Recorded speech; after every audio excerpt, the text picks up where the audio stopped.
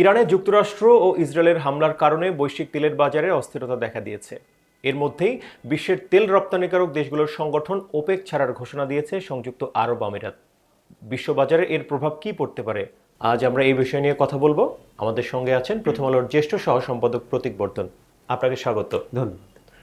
এই যে সংযুক্ত আরব আমিরাতের ওপেক ছেড়ে যাওয়ার ঘোষণা, এটা হঠাৎ করে আসার কারণটা কি? হ্যাঁ, শুরুতে বলে রাখি যে ঘোষণাটা হঠাৎ করে এসেছে, কিন্তু তারা এটা হঠাৎ করে ঘোষণাটা দিয়েছে বিষয়টা হয়তো এরকম নয়। তারা দীর্ঘদিন ধরেই বিষয়টি নিয়ে চিন্তা ভাবনা করছিল, এবং বলা যায় যে চলমান যে ইরান ইসরায়েল মার্কিন যুক্তরাষ্ট্রের যে যুদ্ধ, সেই যুদ্ধের কারণে তাদের এই সিদ্ধান্ত গ্রহণ প্রক্রিয়াটা ত্বরান্বিত হয়েছে। সেটা বিষয়টা কেমন, যে ধরেন যে আমরা জানি ইরান, মার্কিন যুক্তরাষ্ট্র ও ইসরায়েল গত 28শে ফেব্রুয়ারি থেকে ইরানে হামলা শুরু করার পর ইরান যেটা করেছে যে মধ্যপ্রাচ্যে মার্কিন যুক্তরাষ্ট্রের যেসব সামরিক ঘাঁটি আছে বা যেসব স্থাপনা আছে সেসব জায়গায় তারা পাল্টা আঘাত করেছে, আক্রমণ করেছে। এবং এই প্রক্রিয়ায় দেখা গেছে যে সবচেয়ে বেশি ক্ষতিগ্রস্ত হয়েছে সংযুক্ত আরব আমিরাত। তারা সেখানকার বিভিন্ন স্থাপনা কেন্দ্র করে লক্ষ্য করে তারা ইরান মিসাইল ছুঁড়েছে, এবং সেখানে এমনকি সেই মিসাইল ঠেকানোর জন্য ইসরায়েল সংযুক্ত আরব আমিরাতকে তাদের যে বিখ্যাত আয়রন ডোম বা আকাশ প্রতিরক্ষা ব্যবস্থা সেটাও ওখানে স্থাপন করেছিল, কিন্তু তাতেও কাজ হয়নি, কিন্তু ফলে যুদ্ধে তারা ক্ষতিগ্রস্ত হয়েছে। তো এটা একটা বিষয়। ফলে ইরানের বিষয়ে যুক্তরাষ্ট্র, ইসরায়েল বা মধ্যপ্রাচ্য কী সিদ্ধান্ত নেবে সে বিষয়ে সংযুক্ত আরব আমিরাতের অবস্থান অনেকটা মার্কিন যুক্তরাষ্ট্র ও ইসরায়েলের কাছাকাছি কাছাকাছি বা ঘনিষ্ঠ মিত্র। হ্যাঁ, এবং তারাও চায় ইরানের বিরুদ্ধে শক্ত একটা অবস্থান নেওয়া হোক, কিন্তু সেটা বিষয়টা ঠিক সেভাবে ঘটছে না বলেই আমরা দেখছি। দ্বিতীয়ত যে বিষয়টা, যে আমরা জানি যে ওপেক হচ্ছে তেল রপ্তানিকারক দেশগুলোর একটি জোট। সেই জোট পৃথিবীর তেল বাণিজ্যের একটা বড় অংশ নিয়ন্ত্রণ করে। যদিও একটা সময় বা 1970-এর দশকের কথা আমরা বিশেষভাবে বলতে পারি, তখন তারা বিশ্ব তেল বাণিজ্যের প্রায় 80% নিয়ন্ত্রণ করত। এখন সেটা কমতে কমতে 50%-এ এসেছে। এটা গতকাল বিবিসি একটা প্রতিবেদনে এই তথ্য উল্লেখ করেছে। তো এর মধ্যে আরও যা যা ঘটেছে, আমরা যদি একটু পেছনে ফিরে যাই 4 বছর আগে আজ থেকে, যে রাশিয়া যখন ইউক্রেনে হামলা শুরু করলো, তখন পশ্চিমা দেশগুলো রাশিয়ার তেলে নিষেধাজ্ঞা দিল, এবং দেখা গেল যে রাতারাতি বিশ্ববাজারে তেলের দাম অনেকটাই বেড়ে গেল। তখন তেলের দাম, রাশিয়া ইউক্রেন যুদ্ধ শুরু হওয়ার আগে তেলের দাম $80 নিচেই ছিল, বা $80 কাছাকাছি। এরপর সেটা বেড়ে গিয়ে $120 ছাড়িয়ে গেল, বা $139 কাছাকাছি পর্যন্ত হয়ে গিয়েছে। এখন তো $120। এখন আজকে $120। তো তখন যেটা হলো যে তেলের দাম নিয়ন্ত্রণের জন্য ওপেক, বা ওপেক ঠিক তখন না, তার আগের থেকেই তারা তেলের দাম নিয়ন্ত্রণের জন্য এই সহযোগী তাদের যে সদস্য দেশগুলো আছে তাদের উপর কোটা নির্ধারণ করে দিত, যে কোন দেশ কত তেল উৎপাদন করবে। কারণ তারা তেলের দামটা একটা নির্দিষ্ট পর্যায়ে পর্যন্ত রাখতে চায়। যেমন তেলের দাম যদি বেশি বেড়ে যায়, যেমন রাশিয়া ইউক্রেন যুদ্ধের সময়, তখন তার উৎপাদন বৃদ্ধি করেছে। আবার যখন দেখা গেছে যে তেলের দাম কমে গেছে, তেলের দাম মাঝে $60 নিচে, $60 ঘরেও চলে এসেছিল ব্যারেল প্রতি, তখন তারা আবার উৎপাদন কমিয়ে দাম বৃদ্ধির চেষ্টা করেছে। কারণ এক্ষেত্রে সৌদি আরবের একটা ভূমিকা আছে। সৌদি আরব সবসময় চায় তেলের দাম অন্তত $80 বা তার ওপরে থাকুক। এটা তার যে ভবিষ্যৎ যে অর্থনৈতিক পুনর্গঠনের যে লক্ষ্য, সেই লক্ষ্য বাস্তবায়নে তার জন্য তেলের দাম $80 ওপরে রাখার প্রয়োজন। তো এই প্রক্রিয়ায় মূলত ওপেক সদস্য দেশগুলোর তেল উৎপাদনের যে কোটা সেটা নির্ধারণ করে দেয়। তো এটা করতে গিয়ে যেটা হয়েছে, সংযুক্ত আরব আমিরাতের সক্ষমতা বৃদ্ধি পেয়েছে, তাদের অর্থনৈতিক উন্নতি হয়েছে। তারা চাইলে তাদের যে নির্ধারিত কোটা সেটার চাইতে বেশি তেল তারা উৎপাদন করতে পারে, এবং তারা কিছু পাইপলাইনও নির্মাণ, একটা পাইপলাইন তাদের ইতিমধ্যে আছে, আরেকটি পাইপলাইনও তারা করছে, যেটা দিয়ে তারা সমুদ্র উপকূলের কাছাকাছি পর্যন্ত চলে যাবে বা চলে যেতে পারবে, এবং সেখান থেকে তারা তেলটা রপ্তানি করতে পারবে। ফলে সংযুক্ত আরব আমিরাত সব কিছু ভেবেচিন্তে দেখেছে যে ওপেকের সদস্য থাকার চেয়ে ওপেকের সদস্য না থাকলে তার জন্য এখন ভালো। তারা এর চাইতে বেশি তেল উৎপাদন করতে পারবে বা বাজারে নিয়ে আসতে পারবে। আর তার সঙ্গে আঞ্চলিক রাজনীতির যে বিষয়টা আমি বললাম, তো সব মিলিয়েই এই সিদ্ধান্তটা আসলে তারা নিয়েছে শেষ পর্যন্ত। বর্তমানে আরব আমিরাত কত ব্যারেল তেল উৎপাদন করে এবং এখন বেরিয়ে যাওয়ার পরে কত ব্যারেল এখন উৎপাদন তারা করতে পারে? সম্ভবত 35 লাখ ব্যারেলের মতো উৎপাদন করে এবং তাদের সক্ষমতা 50 লাখ ব্যারেল পর্যন্ত আছে। তাহলে কি তেলের দাম কমবে বিশ্ববাজারে? তাহলে তেলের দাম স্বাভাবিক নিয়ম অনুযায়ী অর্থনীতির যে স্বাভাবিক নিয়ম, যে সরবরাহ যদি বাড়ে তাহলে দাম কমবে, সরবরাহ কমলে দাম বাড়বে, সেই হিসাব অনুযায়ী তেলের দাম কমার কথা। কিন্তু এখন আমরা স্বাভাবিক পরিস্থিতিতে নেই, এটা আপনারা সবাই জানেন। যেমন আজ যে তেলের দাম $120 উঠে গেল, সেটার পেছনেও একটা চলমান যুদ্ধ পরিস্থিতির প্রভাব আছে। এবং ট্রাম্প বলেছেন যে ইরানের বন্দরগুলোতে তারা যে অবরোধ আরোপ করেছে সেই অবরোধ আরও চলবে। ফলে এই ট্রাম্পের এই এক ঘোষণায় বিশ্ববাজারে যে অনিশ্চয়তা সৃষ্টি হয়েছে, বা এর জবাবে ইরান যেটা করবে আমরা সবাই জানি, বাজার সংশ্লিষ্ট যারা তারা আরও ভালো করে জানেন যে ইরান হরমুজ প্রণালীতে জাহাজ চলাচলে আরও বাধা সৃষ্টি করবে।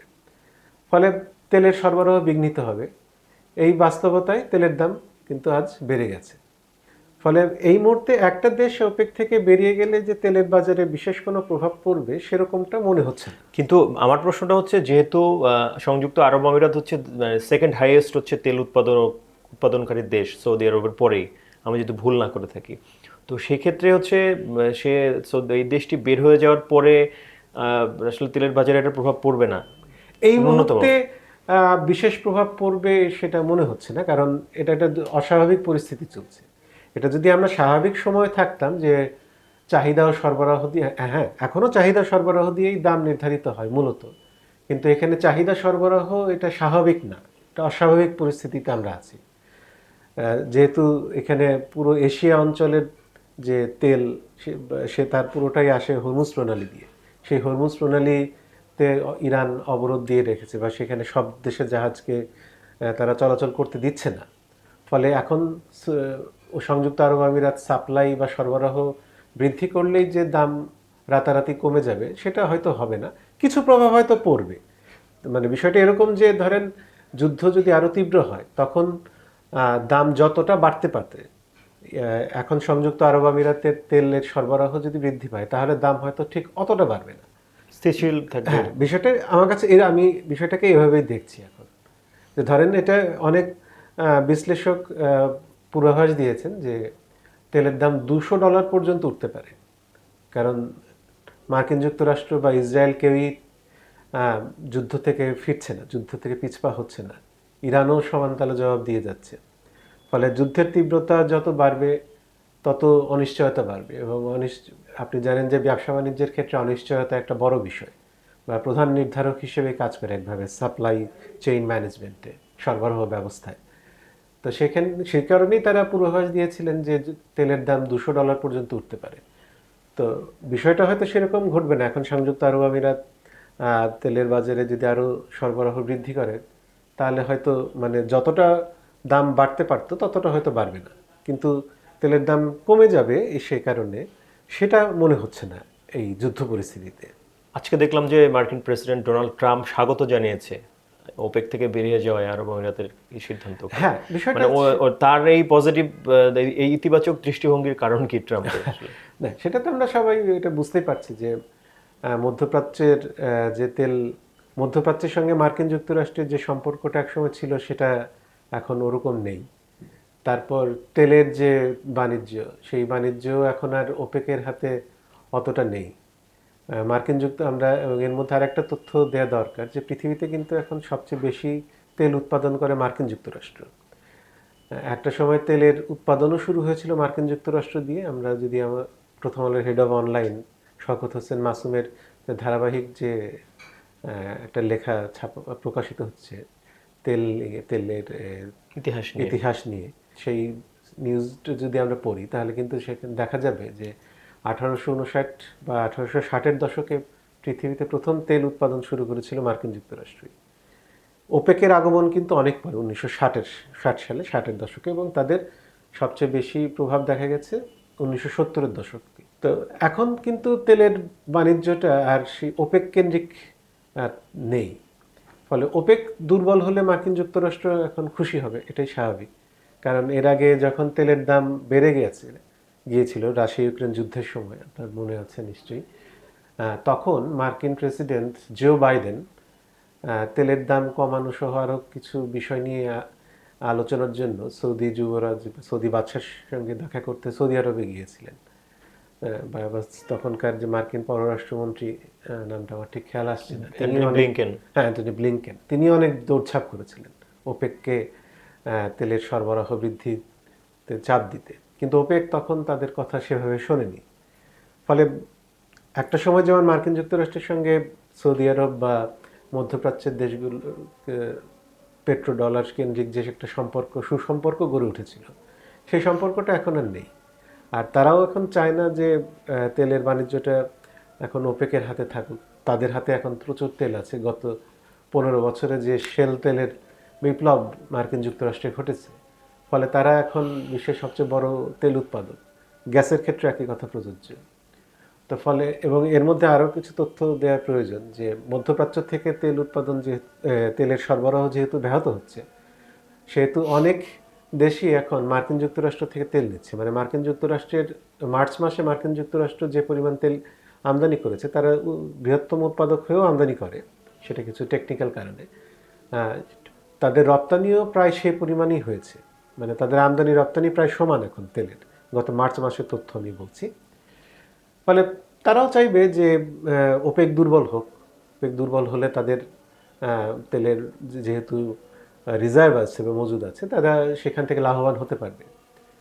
ফলে সব মিলিয়েই তার এই সিদ্ধান্ত, সংযুক্ত আরব আমিরাতের এই সিদ্ধান্তকে স্বাগত জানানোরই কথা, আমাদের সাধারণ বোধ বুদ্ধি যা বলে। ওপেকের সদস্যদের আসলে কাজটা কি, এবং এর আগেও কোনো সদস্য কারা বেরিয়ে গিয়েছিল বা তাদের কি প্রভাব পড়েছিল এই জোটে? ওপেক হচ্ছে তেল উৎপাদন রপ্তানিকারক দেশগুলোর সংগঠন আর কি। এখন মোট 12টি দেশ এই জোটের সদস্য। তো এই 12টি দেশই তেল উৎপাদনে বিশ্বের সবচেয়ে অগ্রণী, এটা আমরা বলতে পারি। তো তারাই আসলে তেলের বাজারটা নিয়ন্ত্রণ করে। আমরা তো জানি যে বাজারে সরবরাহ চাহিদার ভিত্তিতেই তেলের দাম নির্ধারিত হয়। ফলে বাজারে কখন কত তেল সরবরাহ করা হবে, কোন দেশ কতটুকু উৎপাদন করবে, এই কোটাটা ওপেক নির্ধারণ করে দেয়। আবার ওপেকের বাইরেও অনেক তেল উৎপাদনকারী দেশ আছে, তাদের সঙ্গে আবার ওপেকের সম্পর্ক নেই।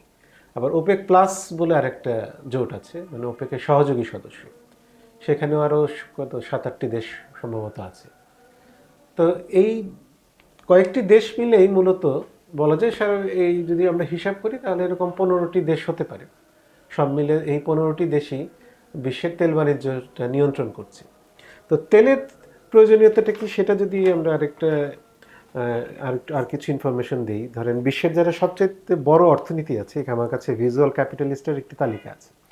তো সেখানে দেখা যাচ্ছে যে তাদের যে জ্বালানির যে ব্যবহার, সেই ক্ষেত্রে তেলের ব্যবহারই সবচেয়ে বেশি। যেমন মার্কিন যুক্তরাষ্ট্রে যত জ্বালানি ব্যবহৃত হয়, তার মধ্যে 39% হচ্ছে তেল। চীনের ক্ষেত্রে সেটা 20.3%, জার্মানির ক্ষেত্রে 41.8%, জাপানের ক্ষেত্রে 39%, ভারতের ক্ষেত্রে 28.1, যুক্তরাজ্যের ক্ষেত্রে 41.7, ফ্রান্সের ক্ষেত্রে 31, ইতালিতে 45.9, রাশিয়াতে 24.1, কানাডায় 36.6। অর্থাৎ দেখা যাচ্ছে যে গড়ে এখানে 30%-এর উপরে তাদের জ্বালানির মানে যে চাহিদা, সেটা মিটছে তেল দিয়ে। ফলে তেল ব্যবহারটা শুধু যে আমরা গাড়ি চালাই তা না, শিল্প উৎপাদন থেকে শুরু করে সব ক্ষেত্রেই তেলের ব্যবহার হয়। ফলে তেলের ভূমিকা এখানে অপরিসীম। তো এই তেলের উপর নিয়ন্ত্রণ রাখাটা, এটা যারা দুনিয়াকে শাসন করতে চায় তাদের কাছে এটা খুবই গুরুত্বপূর্ণ। এতক্ষণ আমাদের সঙ্গে থাকার জন্য ধন্যবাদ। ধন্যবাদ। দর্শক, আমরা কথা বলছিলাম সংযুক্ত আরব আমিরাত ওপেক ছেড়েছে সেই বিষয় নিয়ে। আগামীকাল নতুন কোনো বিষয় নিয়ে আপনাদের সঙ্গে হাজির হব। ততক্ষণ ভালো থাকুন, সুস্থ থাকুন, প্রথম আলোর সঙ্গেই থাকুন।